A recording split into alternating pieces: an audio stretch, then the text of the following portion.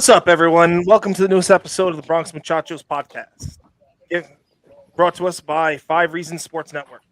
I'm your host for tonight, Mark, and tonight we got the squad with us tonight. We got Dave. What's going on, everybody? Welcome back. We got Danny.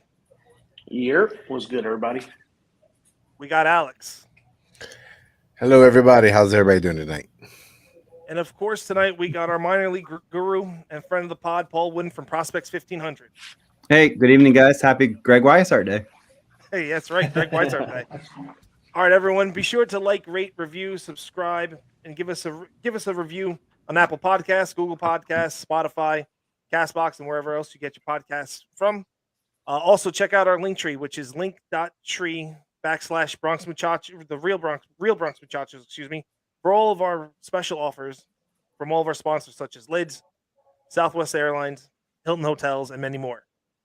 All right, boys, how are we feeling about a 3-game winning streak after a dismal August so far? Thank you for saving our mental health. Yours specifically, Dave, or just our? No, the whole fan base, bro. I'm talking about the whole fan base. It was not fun talking about a losing team for as long as we had to talk about it. It was not fun. It was aggravating, actually. I'm not even that much shocked because I kind of said something was going to happen around this time frame. I mean, I legitimately said it. Like, yeah, go preach on, brother, preach on. Did we suck? Yes. I'm not going to say that we didn't suck because we did, but they know this is the time frame where it's cooling off in the north. It's not like it's in Florida right now. Okay, it's starting to cool down. So it's gonna be easier. And they're not even in the East Coast now. They're in the West Coast. The West Coast has better weather. They're gonna be perfectly fine over there. Like, I'm not worried about this West Coast trip.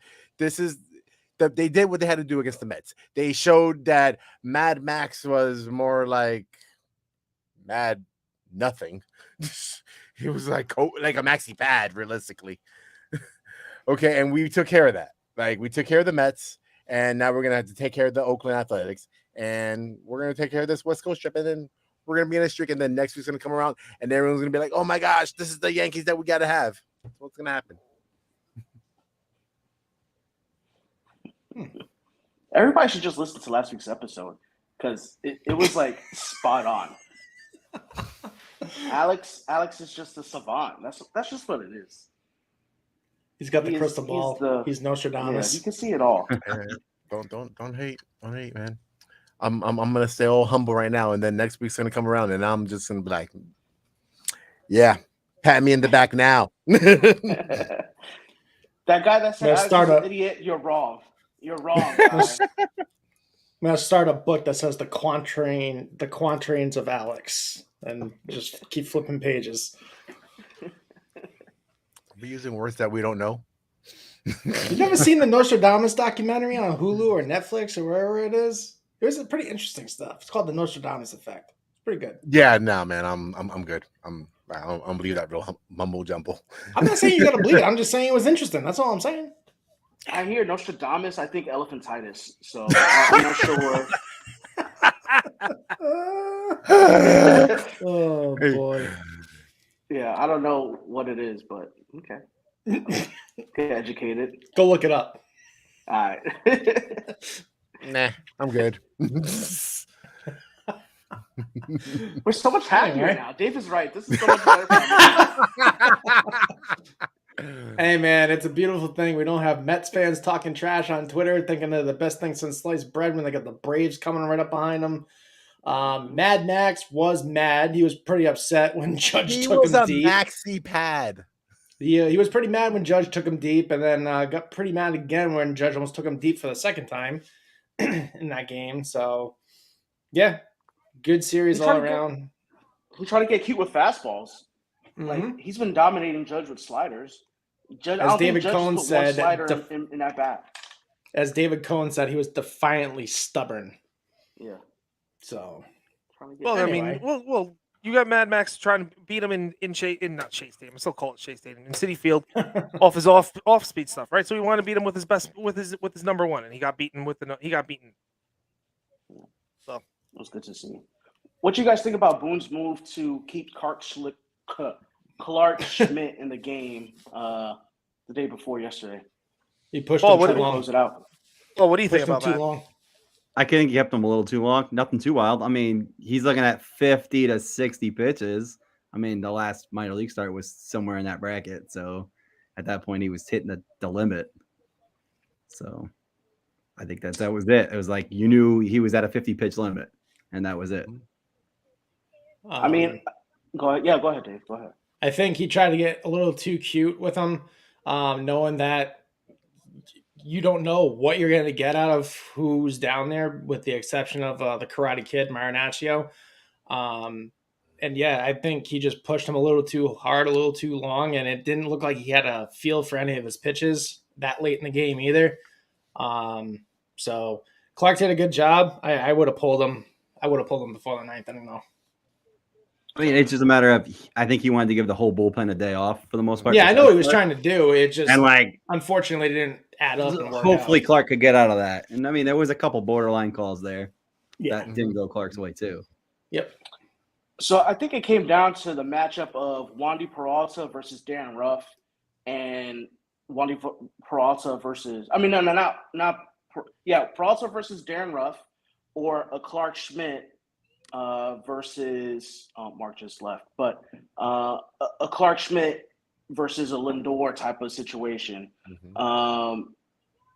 Bringing Peralta into face Lindor was probably the Lindor has 240 against lefties, like 4 or 5 homers, something like that. He's not like Darren Ruff, who's got like 1,000 OPS, 1,000 OPS against lefties. So I wouldn't want to see Wandy against Darren Ruff earlier in the game, earlier in that inning. So I think it was a smart move to try to get the most out of Clark, because Darren Ruff, he's nasty against lefties. Yeah. He destroys lefties. So, and Wandy was the only guy we're going to go to. We had used Marinaccio 3 out of 4 days. We're not going anywhere near Chapman with anybody on base. There's no way. There's absolutely no way. Oh my God, Chapman, so bad. Don't even say his name. Yeah, he's so bad. Well, like, what do we even do with that guy? Anyway, go ahead. Yeah. Wait until November when his contract Right, expires. when he's done. Yeah. That's the only reason why I'm kind of looking forward to the end of this season, is that he is just gone. Goodbye. Okay. We don't have to think about him anymore, and turn the page, move on. Yeah. But Chuck yeah, the deuces. I knew what he was trying to do. I knew he was going to push him and try to get the rest of the bullpen the night off. Unfortunately, he didn't have a grip for his pitches. Ump was kind of squeezing him slightly. So it is what it is. Move on. They won the game. Oh well.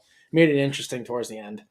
I mean, like, I understand where everyone was like, the hate is for why he kept them in so long, but I mean, like Paul said, there were some borderline calls there. I mean, like, realistically, if we would have got one call the way we wanted, it would have been 1, 2, 3 done, game over, and we would have been perfectly fine, and we wouldn't even be talking about this right now.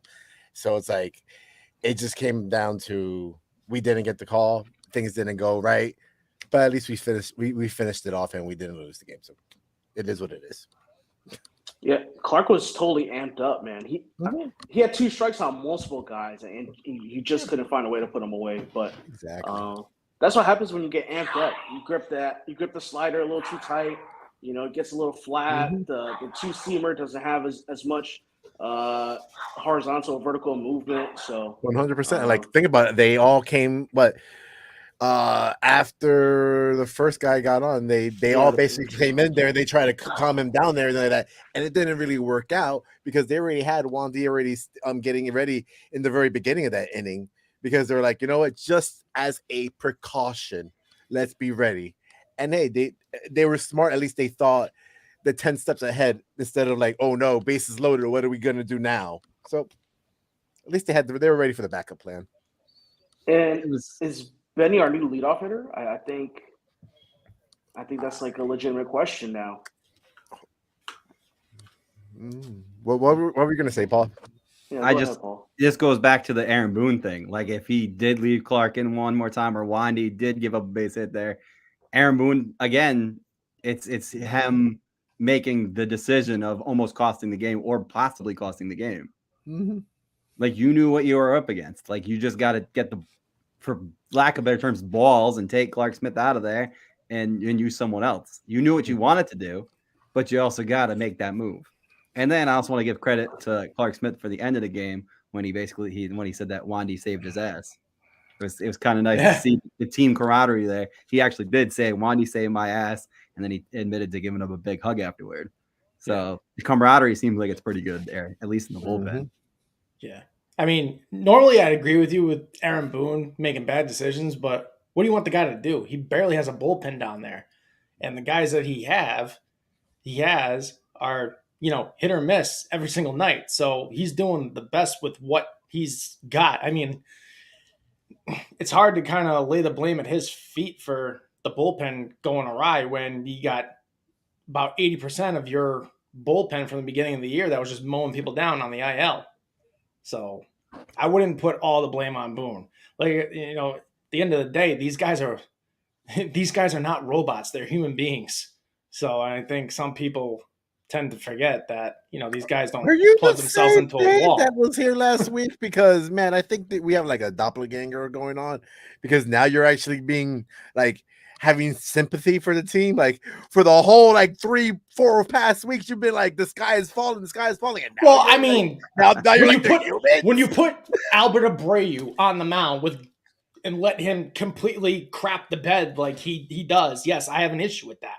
And I'll call that out all day long. But right now, Boone barely has a bullpen. Like you got two guys down there that you know exactly what you're going to get out of them. That's Schmidt and that's Marinaccio. You don't know what you're getting out of Wandy. You sure as hell have no idea what in the world you're getting out of Chapman on a nightly basis.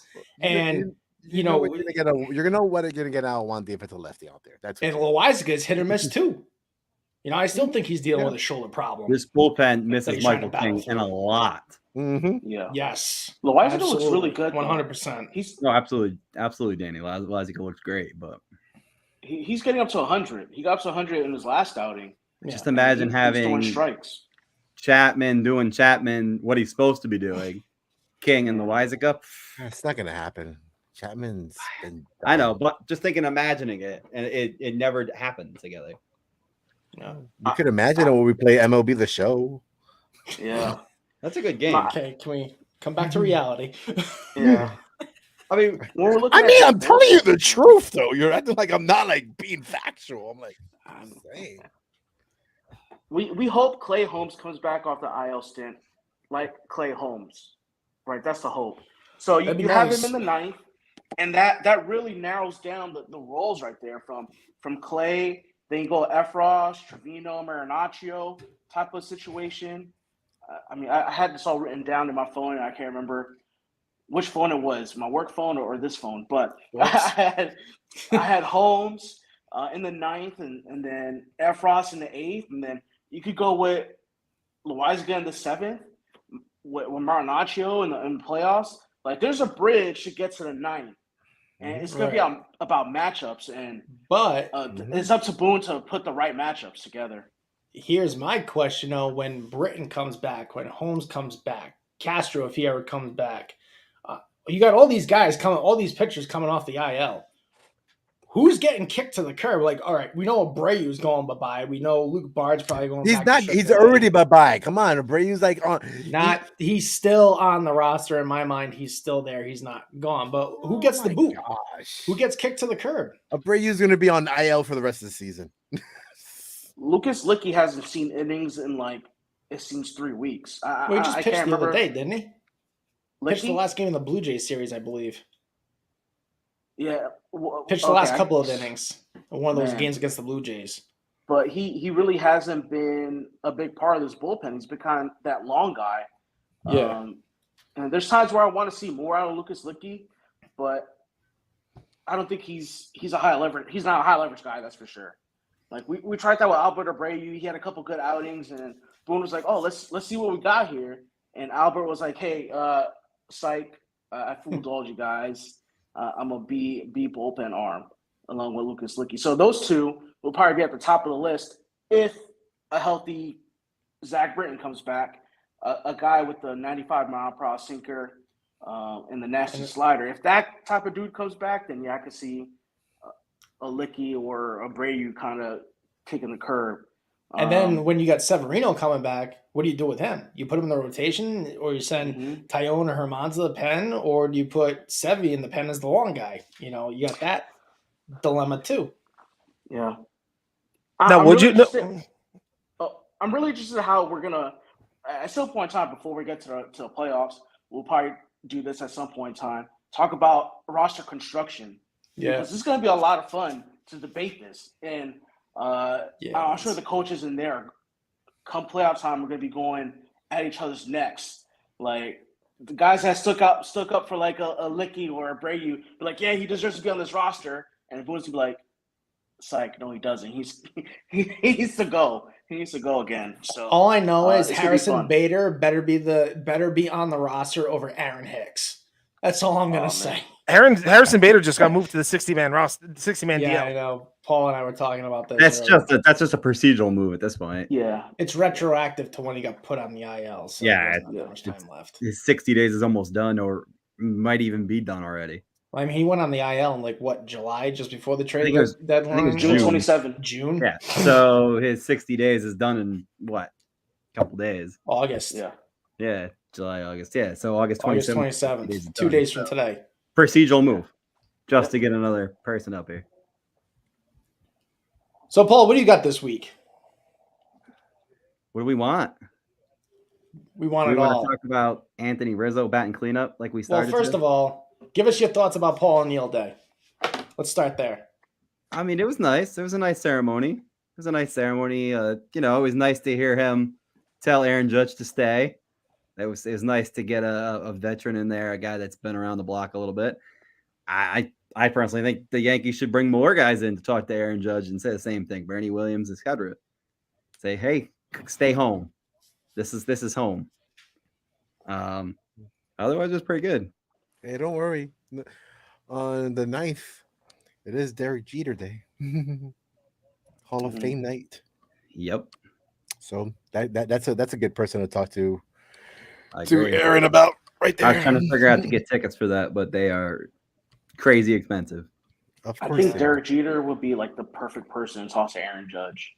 Yep. 'Cause he's going to keep it real. He'd be like, yo, you're one of the top 5 players in baseball. You're setting the market. You got to get paid accordingly. I think that the Yankees need to bring Derek Jeter into the family. Whether if they give him some sort of job, whether if they make him some sort of ambassador, they got to bring him into the family. They can't let him go buy another team and or go to some other organization and do something. They have to bring him back to the family. I think Derek Jeter's bigger than the Yankees, bro. At this point in time, and his junction in his career and in his life, he's bigger than what the organization could offer. Like, I agree. And I mean, he's going to buy what he wants to buy. He's, whatever. Yeah. But you got to figure out a way to bring him back. I don't think we're gonna to get in the capacity of him working with the organization again. We're gonna get either 1 till Cashman leaves, and 2, I think it might be like maybe a 10-15 years until that happens, because it's gonna be like a Reggie type of thing. Reggie didn't really do anything with the team right away. It took time till he came back, and it was like he was having his ups and downs with the organization as well. I mean, I'm not saying they're the same exact person, but things happen. Okay. Jeter was angry about going to arbitration the first time. Jeter was angry at the end when the way Cashman treated him and everything like that. So he doesn't really probably want to do anything and have to do anything, especially with Cashman in the organization right now. Well, if you go back and watch the last episode of The Captain, apparently at his Hall of Fame induction ceremony, he and Cashman spoke and apparently squashed all that nonsense from his contract negotiation back in 2010. So I don't think there's as much bad blood there as there was all those years ago. You're right, but you're right, but also, if you ever listen to what Michael Kay used to say about Jeter, is that he's not coming to any old timer games. He's not showing his face around the stadium.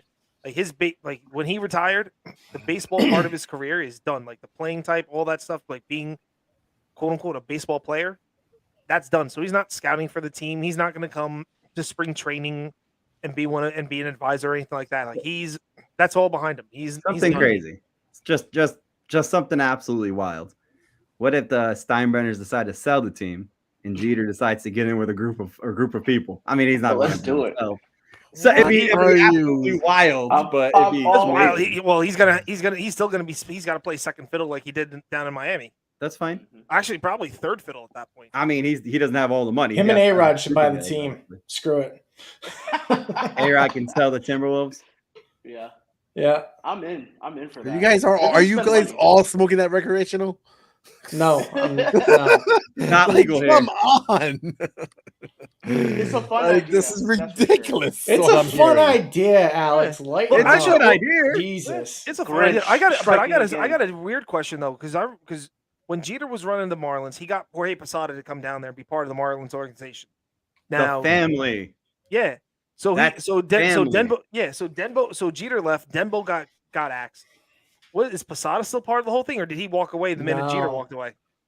I don't think he was ever part of the organization. I think he No, was he- there I as a think he- special advisor during spring Yeah. training and stuff Ah. like that.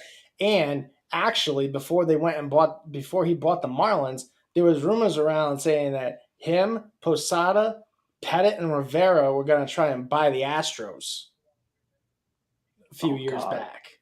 Can you imagine if that happened? I would have had to cut my hands off. That would have been miserable. You know what I mean? Can you imagine if those Absolutely. four guys own the Houston Astros when all this No. crazy nonsense went down in 2017 and 2019? Can you imagine they're- that?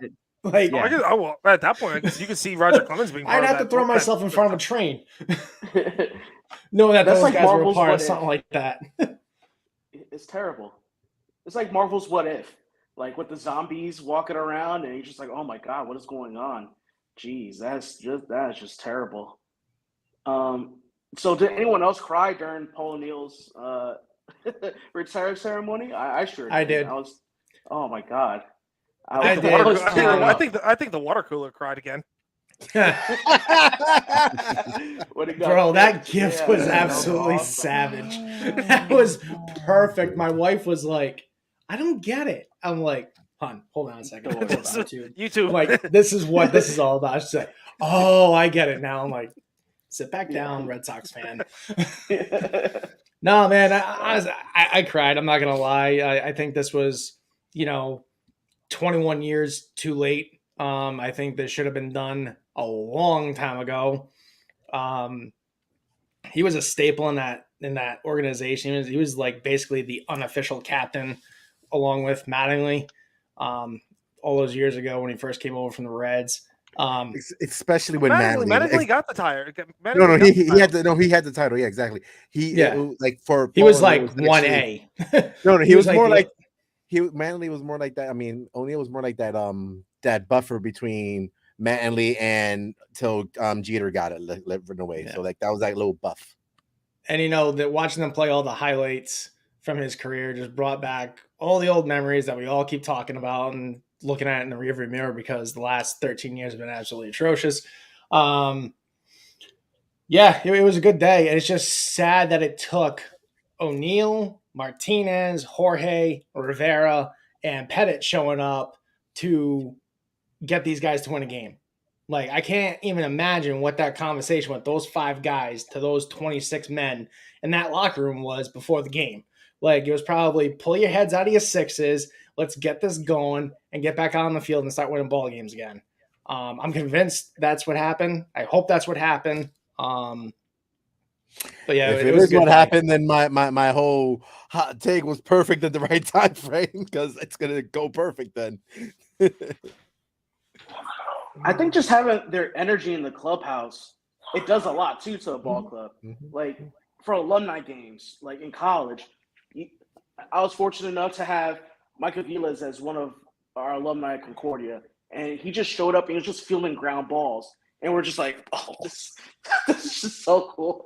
So and That's he a was name I like, haven't heard in a long time, dude. Oh my god. Yeah, and like that's like a legit big leaguer. This was back in 2000. 2009-ish. This is when he was still 2010. playing for the Red Sox, right? Some team, I can't remember at the time. Maybe the Red Sox, maybe Cleveland, but he was just making a name for himself. But just having him there, like the energy, it really does make a difference. So seen Mo and just be like, hey, what's up, Mo? Just doing that, you just feel a lot better about life, and you forget about the fact that you lost 14 out of 17 before at that point or something like that. So that's pretty dope.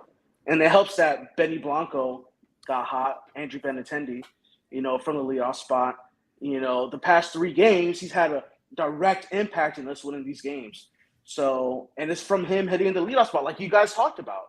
I was like, Yep. nah, I'm all about the DJ train, and I take full responsibility for that. But you guys were right. Hit the what's the word I'm looking for? The nail on the head. Yeah, exactly. And shoot, that's why I'm not the manager of the Yankees, because I'd be like, nah, bro, DJ's still hitting leadoff. And DJ was doing great in the cleanup spot the other day too. 3 for 4, 3 for 3, something like that. And Yeah. so I think just getting that protection behind Rizzo, it makes a difference in this lineup. And now Giancarlo's back finally. The line construction today is Benny, Judge, Stanton, Rizzo, TJ's got the day off, Torres. Then Donaldson, Cabrera, Trevino, then IKF rounding out the bottom spot. Cabrera had a great series. Like, He had a that when he walked with bases loaded, I was talking to Dave about that. I think that was a 100% a professional at bat right there. Didn't look overmatched. He wasn't stressing. He was nothing like that. He was taking what was given to him. He was spitting on pitches that were going in the dirt. Saw a curveball. He knew it wasn't going to be there. Not swinging at that thing. Like, he knew he had a game plan and he stuck to it. If we have Cabrera here in all the way going on into the postseason and everything like that, I'm not even going to be mad about it, because you know what? After this opening weekend or coming out, it's not like he's like, oh my gosh, he's like the God's gift to baseball or anything like that, but he has something that a lot of people on that team do not have. He plays better than IKF, 100%. Like, when I was watching, I was like, wow, okay. Now I see what Mark's been talking about all these years. I see what everyone's like. So I don't watch. We all know it. I'm not the man. I'm not going to go crazy going to watch prospects. But when they come up and I see what they do, I'm like, okay, interesting. And he was very interesting. And I'm impressed with what's going to happen for the future, for Yankee baseball with him coming up. Well, speaking of future baseball, Paul, what do you have to say about all that? I just wanted to end the Cabrera conversation right quick. I know Mark I want to throw it to you. Mark and Dave know exactly where I'm going with this. I think he will hit better right now if he gets a steady position. Let him go to shortstop. All you guys are not on the IKF bandwagon. Let him go to shortstop, get 10, 15, 20 games there. And I think he'll hit better because he's not bouncing from one position to the other. But I do think long-term, he is a utility player. I just think since he's so young and since he's obviously brand new to the Yankees, you need to settle him in. And I think that then you can see what he hit like in the minor leagues. I think they're trying to see where his strengths and weaknesses are at each position. I think what they're trying to do is determine right now. I get it, but he's a versatile player. You got other guys that can play second and third. It's true, Marwin Gonzalez. I'm done with that. Listen, until Marwin is gone, he's still a part of this team. Okay, all I'm saying is I think they're just trying to feel out what's his strongest position, and once they're done doing that, they're going to just plug him in a position and leave him there. That's my take on that.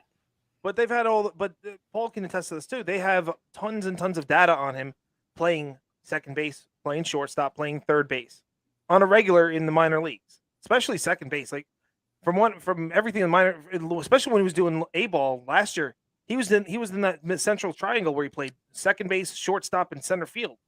So I mean, credit to him. He's good in the outfield. Absolutely great. He made a fabulous catch. He's great in the outfield, but again, he's only had a handful of games in the outfield. I gotta say one thing. He did better than Gonzalez in the outfield that day. Yeah, I agree. I agree. No, he did better than even Gonzalez did that day when they were both going for that ball and they gave the arrow Alex, to you him. just heard me. I want Marwin Gonzalez gone 3 weeks ago. Last time I was on with you guys, I said I wanted Marwin Gonzalez gone. Like, bro, He's hitting 200. He's Yeah, in that his was hole in the July bottom of the 6th. line. like that play. No, but that play that for the pop up that they gave the error to Cabrera for. It's like they were going for it. They're both calling for it. Marwin should have manned up and said it loud enough so that way people could actually hear him instead of like, I got it. Like, Well, they're also saying that Marwin should have been the one to take he could take his eyes off the ball since he has more experience. Exactly. He could look down, see someone's backing up, and go scream out, "I got it!" or get out of the way. Exactly the whole thing, and he didn't do any of that. Like, it sucks that Cabrera got the error for it, but hey, it is what it is. But like, it should, like, realistically, I look at that as more of it's Marwin's fault that happened. Listen, we're messing around with Estevan Florial, which we know can play defense. We're again up, down, whatever he's doing today, and we have He's Marwin down Gonzalez at 200 hitting there. We know Florial can play better defense, and I know he can hit 200. Mm-hmm. And Yeah, the only reason you have Marwin playing at any point is he can play any position. It's the only reason he's left on this roster.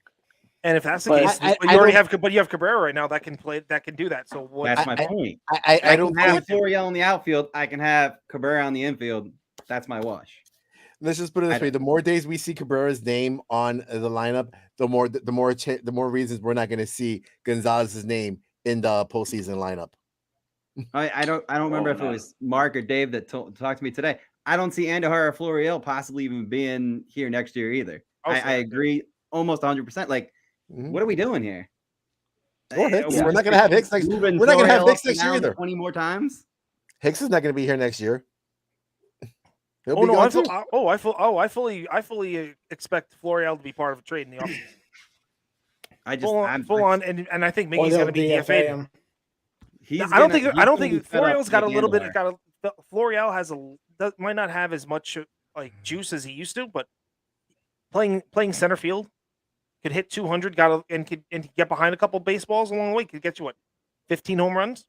That'll get you somewhere. That'll get you at least a fourth outfielder spot on some team. The problem with Florial is he's not hitting at the major league level, so that's impacting his trade value. They don't give him a chance.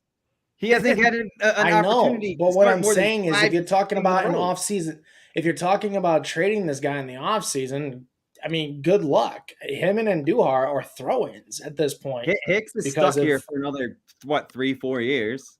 3 years at $30 million this year. But Paul, that's you got to find a willing trade partner to get rid of him. It's a movable contract. All you got to do is even if you eat some of the money, even if you eat half the money, you can move that contract. That's a nothing contract to move. You got to find someone willing to take him. You better find the Pittsburgh Pirates. You better call the Pirates. At this point, you got the Kansas City could take him, or even the Brewers could take him, or somebody like that. You got tons of teams that'll take. As long as you're eating money, winning. You're gonna have to find a dumpster fire to dump them to. Oh, Colorado then. There you go. And Colorado. We didn't think the LA Dodgers would take our toxic ex-girlfriend. Yeah, the toxic ex-girlfriend. That's been great. Yeah, but everyone was saying that there's a lot of even what's his name, Scott Boras was always saying there was teams interested in Joey Gallo, and you know what, he was right. You got the Dodgers that were interested in him, and you know what, he went out west and it's clicking for him right now. The Brewers seem like a really good fit for Aaron Hicks. They really do. They took a flyer out on Jackie Bradley Jr. The fact that they did that, they'll take paid him $39 million for 3 years. Well, the Yankees are going to have to eat it, and they're going to take a lower prospect value because of it. But that's who knows? The Yankees might even have to attach a prospect to get if they want to get rid of the whole right. The whole thing. Yeah. But want to focus on prospects and who we got coming up. I mean, our top 30 just came out. Well, a new top 30 just came out. There's a lot of movement around since we got rid of majority of our top pitchers prospects. Virtual hugs I was going to say virtual hugs for Dave right now. Yeah. Waldachuk looked good the other day in Las Vegas. He looked nasty. Too bad we won't have that on the Yankee Stadium. Well, since we're on the Joey Gallo bandwagon for just half a minute, can we talk about who we got for him? Sure. Clayton Beater? Floor is yours, my friend. Clayton Beater, 0 ERA, 0.82 WHIP, 11 Ks, four walks, 2 hits over 7 innings, and 3 starts for Somerset. Not a ton of innings. It's only been like, I think it was like 1 inning, 2 innings, and 3 or something. But it's working. It's working. They got to work on limiting his walks and keep working those innings up and keep working that pitch count up. The off-speed pitches are crazy. I don't know if you guys seen any of the videos. The off-speed pitches, the movement on those are ridiculous. I think that kid, for Joey Gallo, it'll play. It'll work. It'll absolutely work. I think that's that trade may work 2 or 3 years from now because of this kid. I think that was a great pickup. It refills. We lost multiple pitchers. It refills at least a hole. Yeah, but isn't his the one knock that on this kid is that he is throwing for strikes? Like he's I mean that's losing the strike zone He's- fast. He got to limit walks. You're gonna have to work with him. I mean he's still really young. He's only 23, I think. Yeah, 23. Work with him. Let him get into spring training and work with him some. So I don't even if you get a multi-inning reliever out of him, he's gonna be nasty. Yeah. So at least that worked out. And I mean, at least you traded a Joey Gallo for him. So That's true. I don't know what other prospects we want to touch on. Roderick Arias, maybe. Yeah, I'm a big fan of Roderick Arias. And I've kind of been getting looking in for Augustine Ramirez too. Arias finished 194 in 100. He hit 194 and 140 plate appearances, 3 home runs. The walks were at 20%, which was nice. Strikeouts were a little over 32%. 10 for 12 on the steals. That'll play. And he was battling those wrist My injuries. biggest issue with him, real young. So again, real young. 13 errors and 97 chances. Way too high. Yeah, but he was battling he had a Again, bunch of really wrist young, but way he had wrist issues going into the season. Yeah, a little bit, but I mean, 13 errors still. Yeah. If It's Derek gotta- Jeter can make 56 errors in single A, 13 errors sounds just fine. He's got to work. That's all. Just work. That's all. Just work. He's young. He's 17 years old. Yeah, just work. That's all. Just work. He was not even a senior in high school age-wise. Well, barely a junior, barely a senior in high school, and he's already playing professionally in another country. Yep. Cut him some slack, And he's playing in Florida, which is terrible. No, he's down. Yeah. No, he wasn't in Florida. He was down. Oh wait, did he? No, he was on the DSL. Oh, he's in DSL. All right, so he's not even in another country, but Yeah. he's still playing professionally at 17. Mark, you said you wanted to touch on Augustine Ramirez as well. Yeah, he's kind of been interesting to me because I mean that bat's been playing a lot. He's leading the league or leading the FCL in RBIs. He's got, I believe it was around 10 to 15 more than anyone else last time I checked a couple days ago. He was tied for the league lead in home runs, ranking 4th in hits. I mean, he was just red hot right from the get-go. I think it was 16 RBIs in 5 games. It was just ridiculous. The kid's just been amazing. Yeah, I think he was sitting a little over 300. I think it's at 309. Last time I looked, it was a couple days ago I looked, so I think it was about 309. The bat's playing, and I've been really high on him offensively and defensively. Yeah, I was gonna ask you about the Unfortunately, defense. he's stuck. It's a matter of you have Gomez above him, Wells above him. Yeah. Oh, he's a catcher. Okay. I was about to say, what position does he play? Right-handed? Yeah, he's only in the I don't know FCL, so he's like light years away. He's Okay. 21 years old. He's in the FCL. He's light years away. Yeah, he's right. He's a righty, Danny. But Okay. I mean, Light years away. He got Gomez he- in front of him. He's got Wells in front of him. He's got 2 or 3 other catchers obviously in front of him. So Josh Bro. yeah, Seager, exactly. Rivet. Josh Seager. Yep. Rovert up there too. Ben Rodvit. Yeah. Yep, exactly. But So, I mean, this offseason, there should be a clean house coming around too. I mean, Siegler and Bro, they're both Rule 5. Yep. So, You gotta. I think you have to let Hishigawa go and think about putting Josh Bro on the roster instead. I mean, what is 100%. Hishigawa doing for you at this point? He's a liability offensively and and defensively. getting there defensively. I mean, He's better defensively than he started. He's Didn't better he have defensively. another? Yeah, but he's Hit Did he have another catches catches in the- yeah, Yeah, he had another one. Yeah, he did. I have the kid from the Twin. What's his name? Ben. I can't Rovit. think of his last name. Ben Yeah. Rovin. Yeah, you have him sitting there, so he's on your 42. So what's the worst that happens if you protect one of the two catchers? You just got another one sitting there at AAA.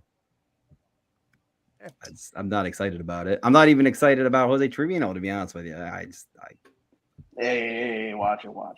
He's a good player. He's a solid player, but he's not getting me Yeah. excited. He's not turning This the page is- for me, Danny. Oh, but This Hey, is the man. best year Wells Jose is Trevino's getting you life. excited He's though, never Paul, doing huh? this again. Wells is getting me oily excited. Are you kidding? I know that All right, bat we plays. talked about him the other day, buddy. Oh, we talk about him all the time. That bat plays. That bat plays every at Yankee Stadium.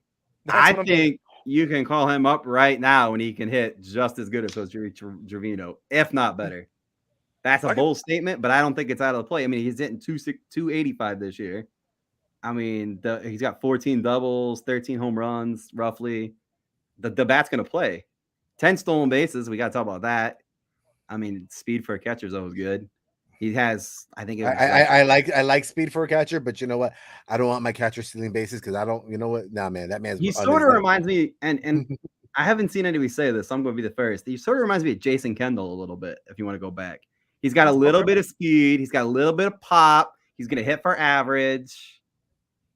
And he's going to be solid defensively, solid offensively. He's somebody that's not going to be like an issue in the lineup. Jason He's going to be an all-around, like a Jason really Kendall. all-around good player.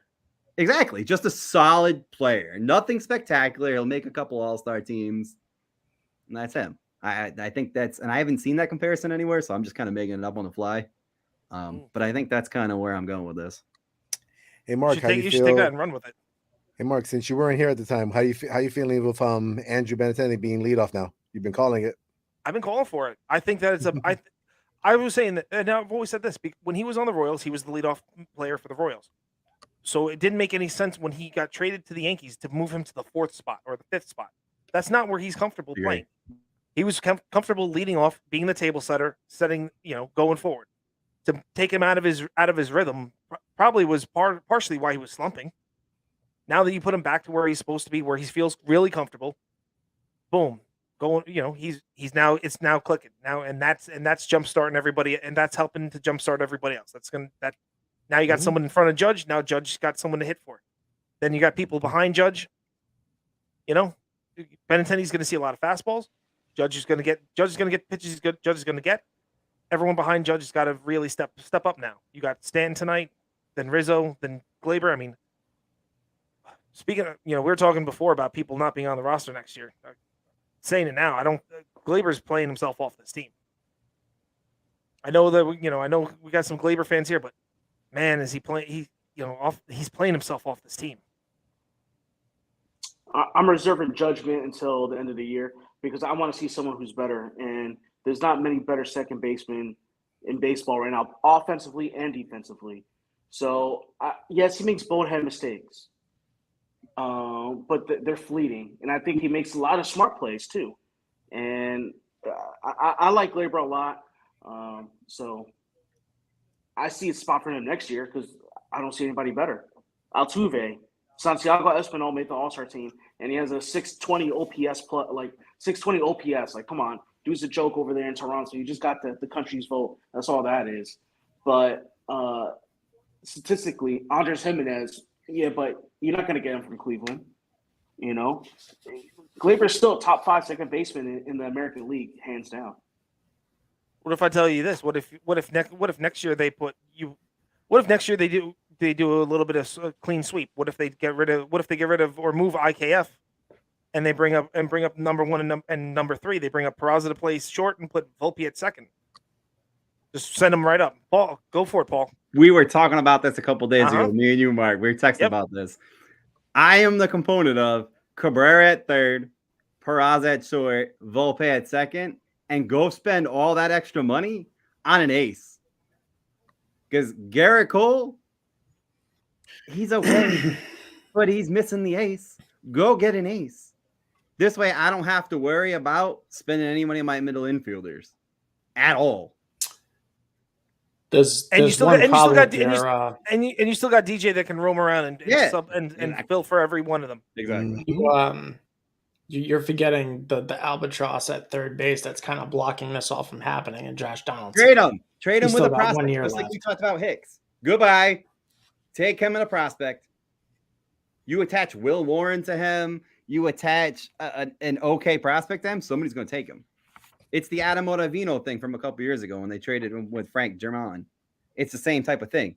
Eat some salary and take an okay prospect. I mean, that was a lot less salary, but it's the same type of thing.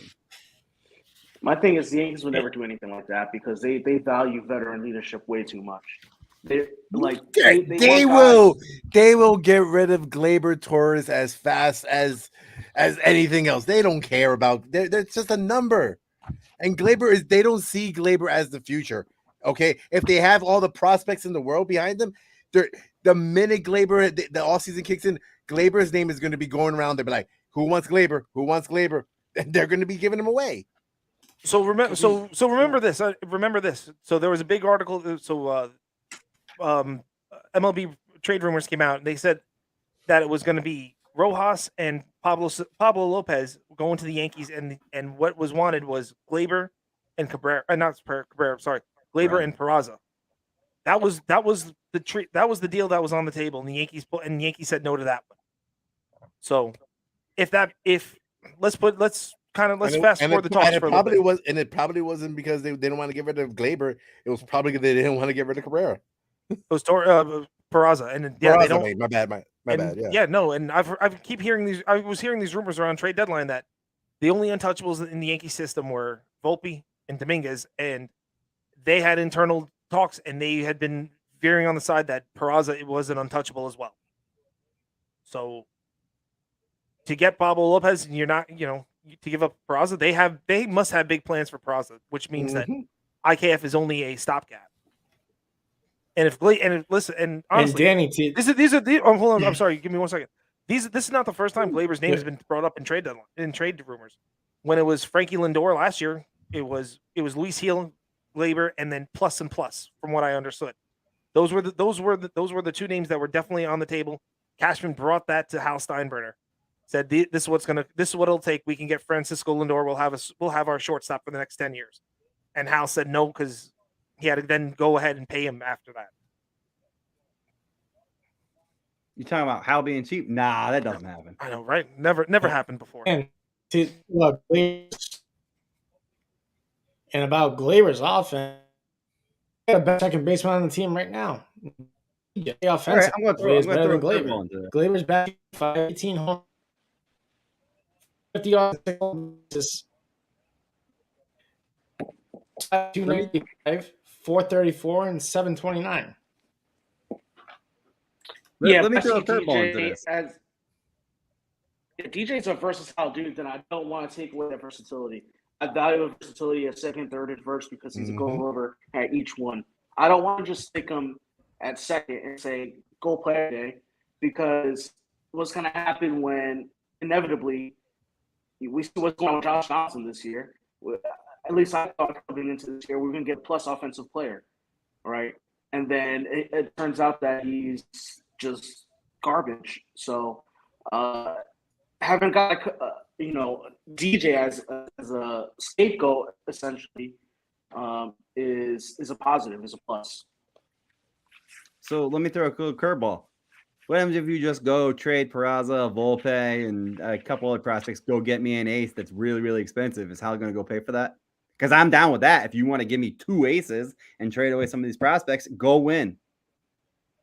Whether if it's number 29, we hope for next year, or go on from there.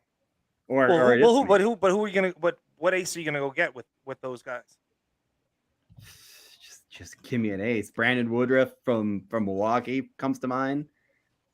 That's just. I think they could get the guy that just comes to mind. He's like Cole, less than Cole.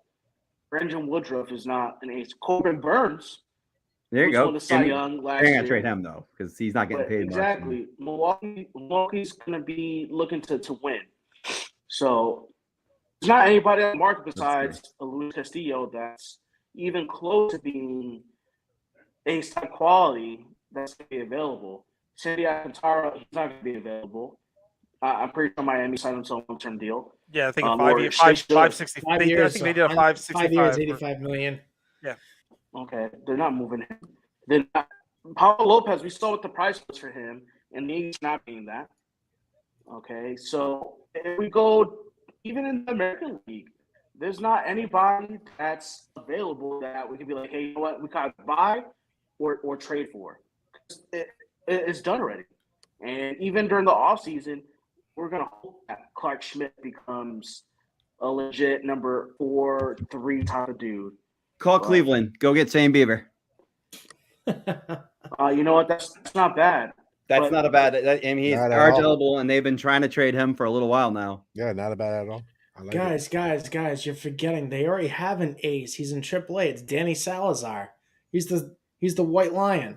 Yeah, great, wonderful. And he came from Cleveland. He was a Cleveland Yeah.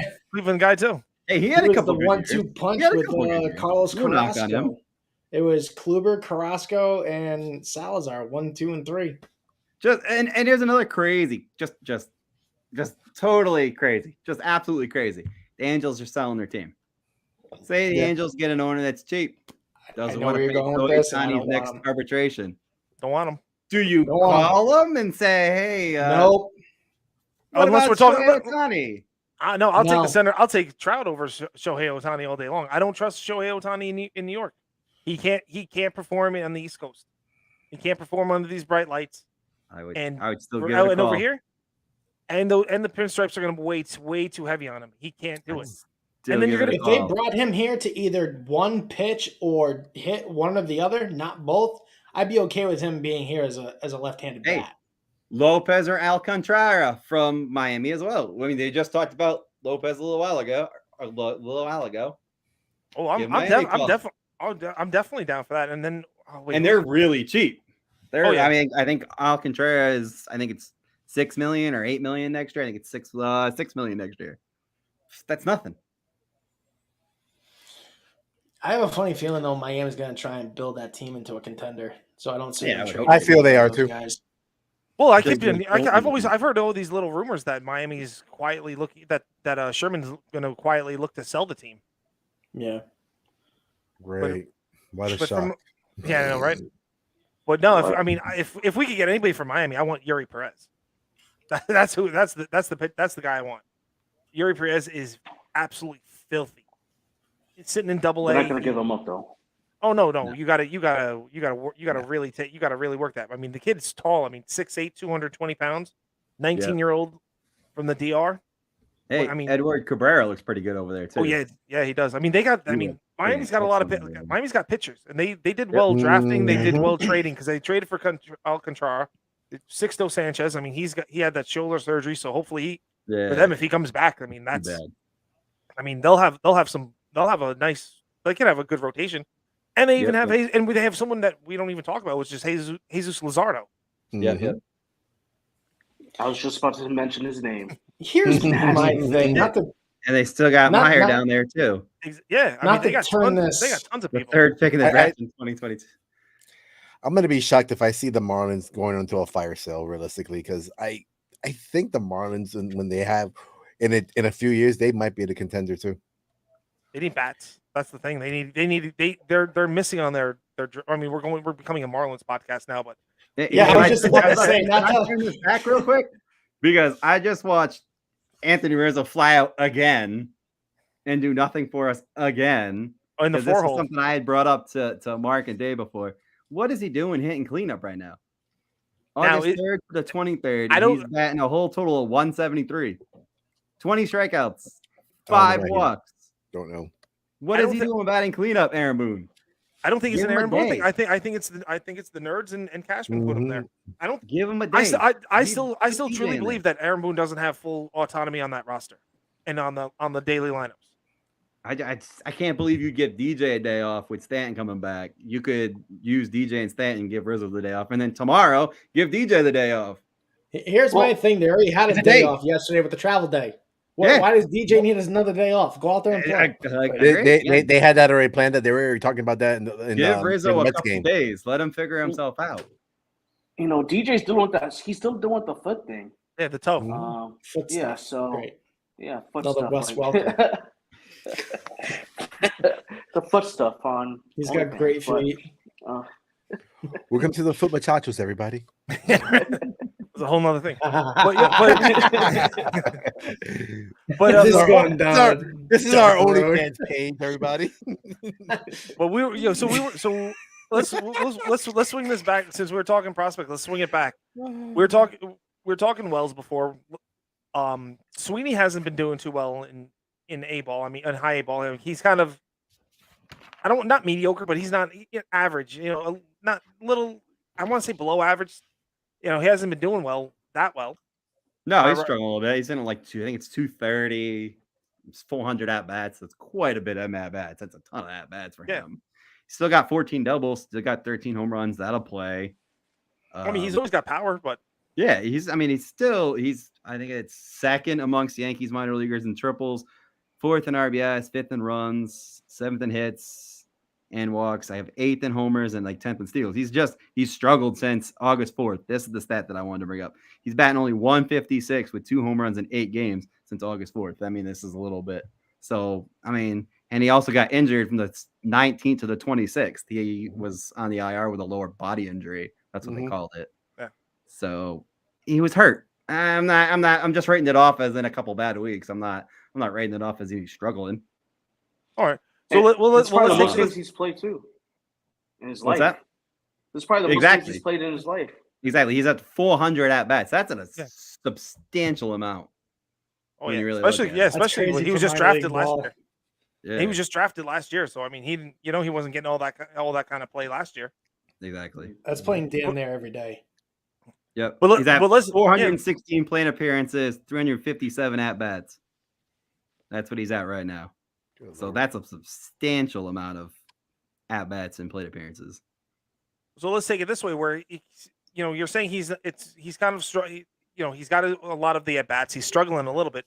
Then let's flip it to his partner. His partner in crime on the high A ball, who usually bats number 2, is J Dom, who got to high A ball and is just really taken off. Yeah, I mean, I think since he's been with the high A ball team, he's batting 293 or something like that. I mean, the average has gone up, the strikeouts have gone down, the walks have gone up, the power numbers have come around. The defense is ridiculous. Assists are just absolutely filthy. Just gunning people down on base from the outfield. There's just something about him. Like he has all the potential in the world, but like I was talking to you yesterday, Mark, like a little bit is nonchalant. I'm just not a nonchalant guy. I don't know. That's just me.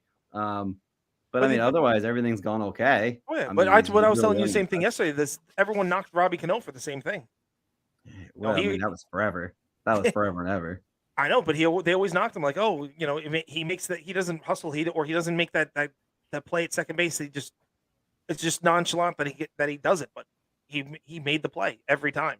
I mean, he's batting 283 right now. I mean, 3 home runs since he's been in Hudson Valley in 28 games. I mean, it's playing, it's fine. 13 steals, which is nice. That's fantastic, and only 106 at bats. So I mean, he's getting on base and he's stealing like crazy. I mean, 30 hits. But overall for a stolen base, he's got over 30 stolen bases. He's running like crazy. He's running like crazy, which is fine. And the defense has been amazing. I don't know if you guys saw the replays last night. No, I think last night or the day before when he just had that gun. So yeah, I mean, he's gonna play. He'll be fine. My only concern, and I've read this multiple places too, he's getting really thick. If he doesn't work out in the off season, he's gonna end up in the corners. Well, I thought last year he lost a lot. He lost 15 to 20 pounds this past offseason. He's still way too big. Have you seen how thick he is? He's still way too big. Oh yeah, he's probably going to be a corner outfielder. He's going to be a left field power too. Oh yeah, he's left field. He's probably wind up in left field. Yeah. Especially you guys remember Bo Jackson? Yes. No, that was the original comp. Him and fucking Mickey Mantle was the original comp. Stop. Listen. The dude was uber athletic and played center field in the big leagues. It was running back in NFL. How do we not remember Bo Jackson? Bo knows sports. Right. Bo knows everything, man. Exactly. J. Dom could play center because he has the tools. The arm is ridiculous. The speed is still there. He hasn't lost those attributes. Now, if he loses speed or if he loses power, if those things decrease, then I think you have to consider moving into a corner. But if he can maintain his body type along with the speed, right? Hey, you're looking at an elite center fielder. Woo. I agree. but So we're gonna get him to run into a wall and destroy a fence and everything like that. he just can't eat his way or not take care of his way in the off season. I hope this offseason he does. And Well, it's going to sound bad, but you're just jealous that you're not getting the mofongo he's getting. I didn't get it. I hope he stays in Tampa and doesn't go back to the DR. I hope he stays here and works all off season on the route. Because I think Tampa. Stay in Tampa because I think for him like it's the route reading is his downfall on the defensive side. So I think if he works that and then drops another 10 pounds, but keeps the good muscle. I think he'll be be in that sweet spot for him, and he could take off. I'm hoping that next year he starts off in Double-A, not stay. I agree, and we discussed this. Mike. I agree. Double-A is probably where he starts, but I think for some reason the Yankees keep him down at Hudson Valley for like 1 or 2 weeks, just to get him swinging a little bit. He's 19. He's 19. Here's 1 he's or still 2 super weeks, young. 3 weeks. Yeah, but next year will be 20. 3 weeks. Swing it, but get your way out of it. Even at 20, he's young for single A. Yep, exactly. For high A. So he's already 3 years younger than the average player down there. At 20, he's going to be 2. So he's pretty blocked. He can be blocked too a little bit. You're going to have Pereira there. You're going to have others that are going to be there too ahead of him. Yeah. So center field is kind of blocked in a little bit blocked at least. How about Spencer Jones and his crazy ascension into low A ball? He just hit another home run tonight. This dude is legit. Like he's 19 for 48. He's batting .396 with 3 home runs over his first 13 games in the minor leagues. It's absolutely ridiculous. I think he just let off the game tonight with a home run. Yeah, for the Dude's a stud. Yeah. Well, look where he came from. He's a Vanderbilt guy and a left-handed bat. Oof. Lefty. Judge Jones, Aaron Judge from the left-hand side. You imagine center field. You imagine if both those guys end up in the same batting lineup together. They would call them the Twin Towers. 6'7" from the left and the right side. You're looking at 2. It's not out of the realm of possibility. 3 years before he sees anything, if not. If they don't fast track him, that is. With the way he's playing, I can see them. With the way he's playing, I could see them possibly fast tracking him. No, I mean, like we discussed last time, they drafted a bunch of college kids. They're gonna all be possibly be fast tracked. Yeah, but and just going back to what Paul was saying, it's going to be the same problem where as he's moving up now, he's still going to be blocked by the people in front of him. Because Jones can play center field, he can play and play the corner and play the corners, but there's still all these guys in front of him. You still Cabrera just got another hit. Mm-hmm. There you go. Well, you got J-Dom. You got J-Dom ahead of him. You got Pereira ahead of him. As of right now, we still have Florial, Miggy out there. You got Elijah Dunham, Brandon Lockridge still. Right away, Aaron Judge and Giancarlo Stanton is your blocks. Oh yeah, and especially if you re-sign Aaron Judge. There's 2 guys right there. You're not taking your DH spot. You're not. So you got 2 outfield spots for a boatload of outfield prospects. That's going to become an issue down the line here. Oh, yeah. Well, not all of them are going to be here to stay. Some of them are going to get Rule 5. Some of them are going to get thrown in trades. So they'll make room. Just keep me Pereira, keep me J-Dom. I'm good. And consider this. It took 5 years. And you got Blake Perkins, too. Yeah. I'm just saying. He's probably a field you got. Hey, Dunham's had a good year this year, too. Yep. But it took 5 years for Aaron Judge. It took 5 years for Aaron Judge just to see the big leagues, and he was a 4-year college player in college. So, he was drafted in 2013. He came up in 2016. But his first full year was. He was originally drafted by the Athletics, and then he went to college. Yeah. So he signed with them. So 13, 14, 15, 16. And then he finally made the big. So 4 years in the minors.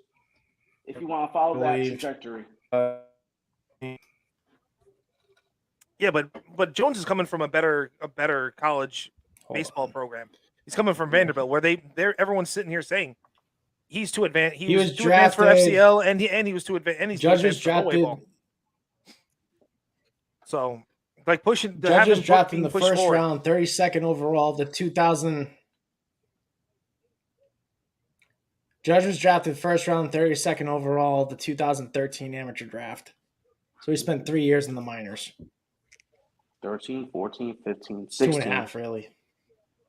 I get what you're saying, Danny. Yeah, I mean, Well, you know, drafted half the year 13. half the year of 13, 14, 15, half the year of 16. So Yeah. if you want to kind of meld them together. Roughly but- three. But three and a half. Judge was coming from the Pac-10 or the Pac-12 out there. Yeah, so Fresno I State. don't think he was even in Pac-12. Yeah. Where's Fresno State? I don't think they're a Pac-12 team. I don't They're know. probably like Pac-West or something like that. They're- Yeah, I mean, They're- Jones. they're not Jones up is there, coming yeah. from the SEC and Vanderbilt. Yeah. So, I mean, there's a whole different pedigree coming from right there. Yeah. And he's coming on still still not 100% from the Tommy John surgery that he had when he was a 2A player, when he was a pitcher. So figure by the time this offseason comes, he will be fully healed and he'll be raring to go. And I'm sure he'll start next season in high A ball. Mhm. 100%. Yeah. I would like to see him in the corners and play first. Hey, Paul, real quick. This pitcher that I've been keeping my eyes on in the minor leagues, Jose Paniqual, kind of fell on his face a little bit in high A ball, huh? Hey, Just guys, struggled just a so, little bit. just so you guys know, bases loaded. Who's up? IKF. Ugh, 1 out. Hey, maybe Such he'll a get a letdown. single. how's they Penarol? Or I a mean, double play. Hey, they were playing against our old buddy James Caprillion. Yeah, where have you been? I wasn't watching. I've been paying attention to the podcast, not the game. Man, I'm in I the can moment here. I can multitask. I'm in. Me But too. man, I'm in the moment right now. We're talking prospects with Paul. I'm not watching big leagues right now.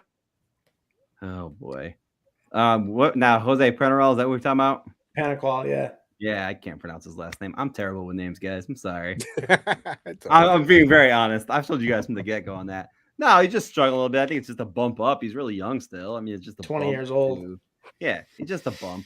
It's just the struggle of getting over the hump. I don't think it's anything too wild, Not worried about it. So, wait, I have a question for you. So, with What's the minors that we have now, who do you think will make their way up and become a starting pitcher for the Yankees? I'm not talking ace. Right now I'm just talking starting pitcher. Well, and- tonight's and- superstar, Matt Sauer from Double-A Somerset. We got to talk about him. We got to talk about the 17 Ks through 8 innings tonight. Most Ks in a game in MLB or MILB for the season. Got to talk about him. Kid's been absolutely solid. He reminds me of JP Sears that's quite a bit. crazy. He's just a solid player. He's not going to be like a stud, but he's going to get me 5 or 6. And I personally thought he was going to be one of the ones that were dealt at the trade deadline but he's Rule 5 eligible too. That's what I was going to just ask you if he's full Rule 5. Yeah, he's Rule 5 eligible. But I mean, he's nasty. I mean, he's got, I think it was like 100 strikeouts in 8 innings, 90 innings before tonight. 18 starts. It was about 3.75 ERA before going into tonight. It plays, and again, it's a solid guy. He's at number 3 and number 4. He's not going to be a stud, but I think he's the JP Sears of what we have like now. If they put him back on the 4, if they put him on the 40 and whatnot. Otherwise, he's gone. Somebody's picking him. He's been healthy now. Alex, what's going on? I see your hands all up in the air. Keep talking. All Don't right. worry It about me. depends. Like if they're going. To, I will legitimately forward say now. if I see something when something happens. He Don't hit worry. a foul ball that Alex might have thought was a home run. No, he hit a foul ball that I thought was going to drop down early and stay fair. That's what I thought. Okay. It's IKF. I'm not thinking no home run, but I was thinking at least he was going to get a double there. You know who's going to get a double right there? We're playing in Oakland. Don't forget, he can't hit it out. Oswaldo Cabrera would have got a double there. Oh, Facts. But Cabrera, Yeah, he did his job and he got on base by. That getting is a true. walk. That's fine. Oswald Peraza probably no, could he- take it out in the Coliseum. Another guy that I think that you could see in the big leagues next year will be Clayton Beater. We talked about him earlier. Probably in a relief role. They got to stretch him out a ton. So, but I think he'd be better in a relief role in this situation if they want him like now. Will Warren, he's at AA, kicking around. He's right now. Will Warren's the best. Yep, no, According to definitely. No. MLB Just saying, like he's .com, around. Like there's a possibility. Randy Vasquez is down there. Our buddy Clark needs to figure out. They need to figure out what they're doing with Clark Smith. I'm done with that. Stop playing with him like you're playing with Florial. Decide what you're doing with him. Hey, That's 2 I runs. have That got should a be single. I was gonna say that should be 2 runs. There we go. Good job, IKF. Woo! Hey. Called it. So Paul, going forward, we're talking now. Minor leagues are pretty much done for most of the teams. Yeah. Volpe starts in AAA next year, right? Yeah, absolutely. Absolutely. Again, what are you doing in the offseason? Are you gonna dump Donaldson? Are you gonna dump IKF? What are you doing here? I think with a hot spring and you dump a guy or someone gets hurt, Volpe starts in the big leagues. I'm gonna go there. Only if that means someone gets hurt, someone gets Peraza would have to traded. break his leg. Yeah, somebody gets. Yeah, but no, I think Volpe has that chance to That Juju. Don't bring that. Just saying, man. I mean, And I want to that bring up up one more there. picture. We were talking about him. Burrito from AAA. We did not discuss him, and he's been absolutely amazing in AAA this year. So he's been pretty good. I think that same thing. He has an outside shot of being traded and or being on the roster next year. So, yeah, Benny Blanco. there it is. And now we got the big man up. Oh man, if he hits a grand What else slam, we got, dude. Mark? This game's done already in the second inning. Really? But and It's Phillip, Oakland. I really want to see Sears. I really want to see JP versus us tomorrow. I'm very interested in that game. I was kind of hoping Montas would start tomorrow. I mean, he doesn't fall in line, but I was kind of hoping you'd see God, what no. we traded for, what we traded. I mean, all I know against each is other and this. see how it works. I kind of like a West Coast trip to be done by the second inning. I feel that's a great thing to go. It's nice to go to bed early. There you go. So, hey, last night Debbie had a hell of a game last night. Yeah, no, absolutely. No, Oh, yeah, we forgot about him. finally. I mean, He's really. What's his ERA still 8? it's obnoxious still. Yeah. We don't need to 6.5. worry about that. That's about. But I mean, he's just a tease. He's been like that. His ERA is at 7.6. he's Oh, damaged good. 7.63. My opinion. I'm not he's excited. damaged It's one goods. game. I can't turn it around. I mean, yeah, he had a good game last night, but the game before the game last week, he gave up 6 runs over 5. Yeah. I can't. And then the game before that was 2 runs over 5. The game before that was 6 runs over 3. I can't. What are you doing? I can't get excited for him. And I've been, and I told you guys before, put him in the pen. I'm done with it. He's got the arm for the pen. He's got the build for the pen. I'm done with it. You either put him in the pen and Really, and use him, or he's just sitting there. Well, they should have put him in the pen a long time ago. He's They should- they shouldn't have- they 5'9", should- 165 pounds. Yeah. He's not made to be a starting pitcher. Yeah, I understand and Pedro they- Martinez. I get it. That was the original theory. He's comparable to Pedro with size. He worked with Pedro a little bit. Done with it. Don't compare someone to a Hall of Famer. No. Well, first, what they should. Well, one, he worked with Pedro, which is great, and I think because it worked for Sevy before. I'm sure. I think Herman worked with Pedro at one point. Pedro will work with every single Dominican player, and I will, as a Yankee fan, I'll say, give me all my Dominican pitchers and just send them all over to Pedro. Let him learn. Agreed. Let him learn from Pedro because they can learn so much. Yeah, But Devi changed up his entire arm angle, his entire repertoire. yeah, like changed 6 everything times. it was. Yeah, It felt like every other week I was reading something about he's trying something different. Just send, and the best pitch he had, which is that curveball, he lost that curveball. Yeah, But- well, he lost the release point, and then he tried it with Everything. a different arm angle after that. I mean, at that point, man, just go fastball slider, like you said, go for the pen. You could be you could be in the 6th inning or 7th inning kind of guy, and just go from there. I can think air it- if and he you can gets air it the out bugs more. out of his head, he can close somewhere. He's got the arsenal. He's got the build. I think if you get the bugs out of his head about how much he struggled as a starter, go close. Whoa, good job, John Carlos. Welcome back, G. Oh, single runners in the corners now. 4-0. Yeah, buddy. Paul's favorite number 4 hitter. We're not gonna do this because you know what? We're not gonna do this. We're gonna keep the positive juju, right, Alex? No negative juju. All right. Speaking of positive and negative I've juju, kept it that way. let's talk about let me talk about Alex Vargas, because I kept on hearing that he's got the tools. The bat's always been light.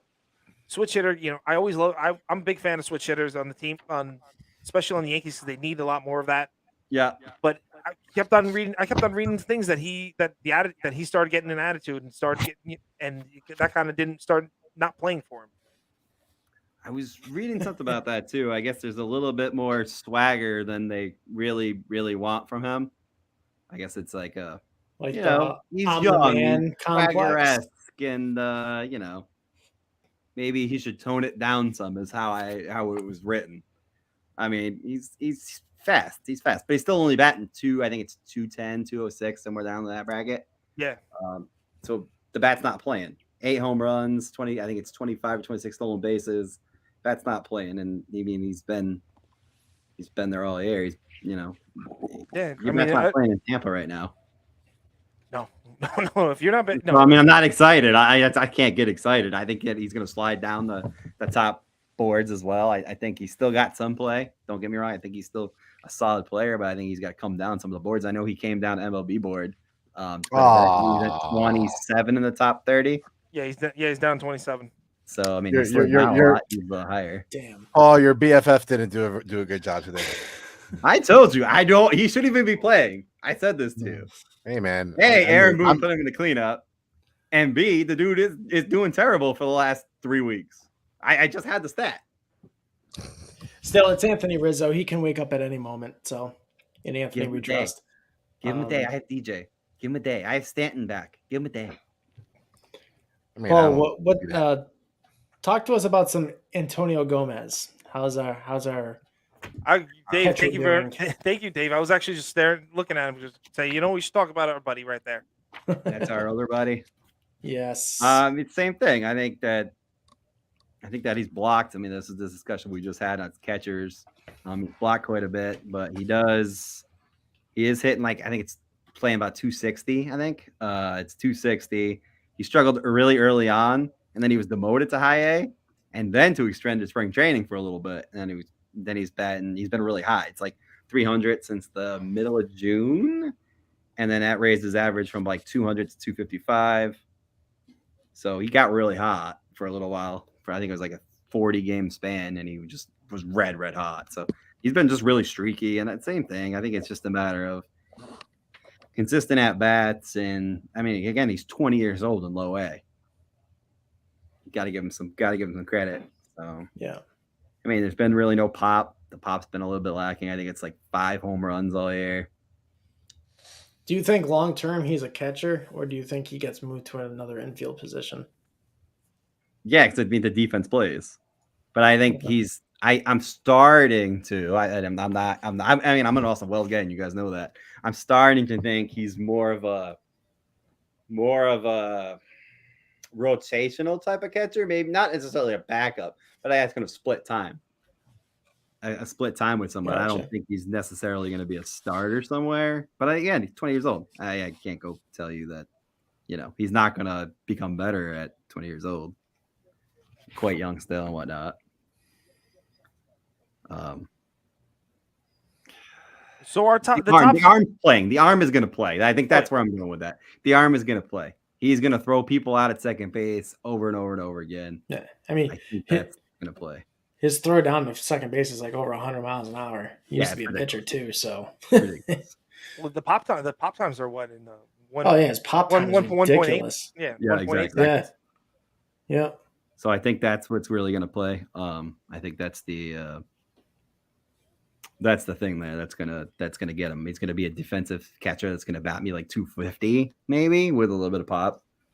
I'm an Austin Wells guy. Give me Austin Wells. So keeping with the catcher theme, what do you think happens in the offseason? Do you think that Higgy stays and they leave Vet in AAA, or do you think Higgy's gone and Vet's the backup? I want Rivet as the backup. I want Austin Wells at AAA on the 40-man, and I want Higgy gone. And I would go as far as telling you, and again, we went over that. I'm not a huge Trevino fan. I could go look for a stopgap for 2 years. There's literally no catching depth in the major leagues anywhere. I think I just look around. I think I would just poke around. I think I just poke around a little bit. I'm the opposite. I'd rather keep Trevino. I'd rather keep Jose for a while. I mean, he's a good player, but you know. So with so looking at MLB, we'll take the top 7 Yankees in the minor leagues are all position players. So number one, I mean now because they trade away all of their pitching. Saying now we got in order. You got Volpe, Dominguez, Peraza, Wells, Pereira, Sweeney, Joe. Out of those 7, if you're a betting man, how many are going to be on the Yankees opening day roster in 4 years, and which ones are going to be on the opening day roster? 5 are going to be big leaguers. I have Spencer Jones still in the minor leagues, like knocking on the door. And I think one of the other 6, whether if it's Pereira or Sweeney, get traded. Because again, what is Trey Sweeney doing if I have Cabrera, Volpe, Peraza? I don't really need Trey Sweeney. First base. He's trade bait at that point. Why not first base? I mean, power hitting first baseman right there. I mean, sure. I mean, sure. I'm not gonna knock it, but at the same time, if I have a trade chip, that shortstop trade chips are very important and very are worth more. I mean, we've seen that before. Oh no, 100%. I'm just throwing something out there for you. If he's killing the ball at double or triple A at that point, and you're at the trade deadline, you say, "Here, I need ABC." He's your guy.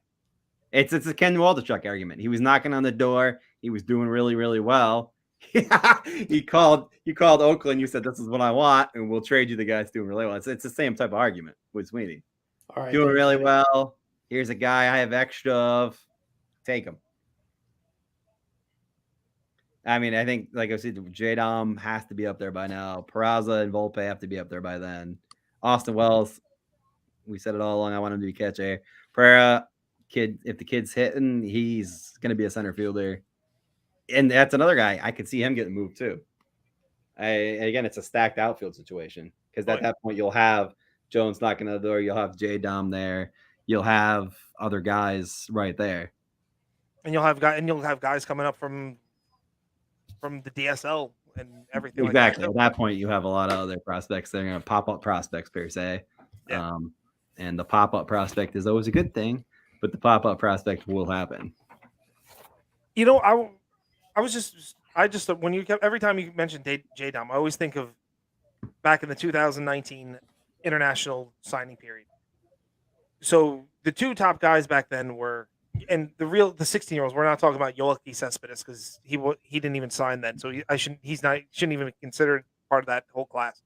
But you had J-Dom and you had Rob Poisson. Yeah.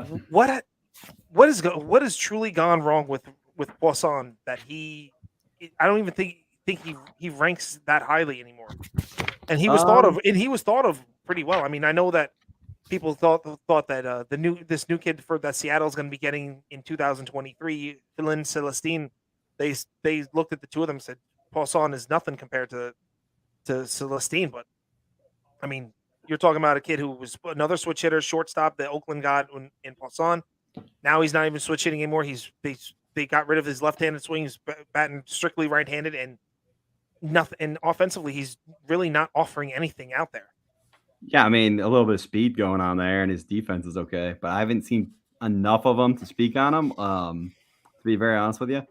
I just think it's a matter for him. He was the same thing. Like he's really young, and I mean, right from the get go, he was compared to like Tony Fernandez. I don't know if you guys remember him from Toronto, and they had like real high praise for him, and they had like crazy go, and it just didn't seem to work out.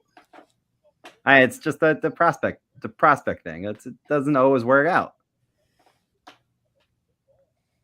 I thought it might have been more of the evaluation went wrong or something like that, because all these a lot of these guys, especially in Latin America, the top guys that they're ranking as 1, 2, 3, most of these guys have been hitting. You know, they're hitting. You know, you have your Vladdies, your Tatis Juniors, your Wander Francos, all those guys. You know, Soto's. They're all coming. They're all getting play, and they're all playing well. Right. What I'm just trying to figure out what. Whereas J-Dom made the adjustments and moved forward, whereas Poisson kind of missed and went gone downwards as opposed to upwards. I mean, the defense is going to play. I mean, the defense is definitely going to play. It just seems like he just doesn't hit enough, plain and simple. It just a lot of strikeouts, tons of strikeouts. Like there's a boatload of strikeouts. I mean, it's in the 100. I think it's 120. I think I'm just reading now 120 and 24 walks. That's not going to play. I mean, that's at rookie level and A level. That's not playing. That's not going to play. 124 strikeouts. You're only batting 214. He batted 260 in rookie league, 185 in single A. No power. 3 home runs, 11 steals. That's not going to play. It's going to be a utility infielder at this point. I mean, but again, 19 years old. 19 years old. I mean, even MLB Pipeline doesn't even have him ranked in the top 30. No, last year he was in I believe he was in the top like 20 in Oakland, and they before that even higher. But when he signed, he was like the top. I think he was top 10. Yeah, I mean Oakland stacked up a little bit. Oakland picked up Langliers from the Braves. They picked up our buddy Waldichuk. They picked up 3 or 4 good prospects, so that doesn't help the situation. Sears, Medina, stacking them down there. Yep, JP Sears is on that list. So, and they had themselves a hell of a draft too. They've drafted really well the last couple of years, and I mean they're really top heavy at this point. They got Soderstrom there, the catcher / first baseman. Yeah. So I mean they're playing. They got Max Muncy there. Not the Dodgers Max Muncy. There's another one. Which was funny enough, because the Dodgers Max Muncy was originally the Oakland A's Max Muncy. So I like Gunnar Hagelin. I don't know if you guys seen anything about him. I like him a lot. Gunnar Hagelin, yeah. Yeah, Hagelin. I like him a lot. So I mean, Oakland's stacking up. They got Joey Estes from the Braves. He's struggling a little bit this year, but last year he had a really good year. But I mean, they're stacking. Oakland. If they do it right, they can be like Tampa, where they use a lot of kids. But I mean, first they got to fill their stadium. I'm not worried about. They gotta get a stadium.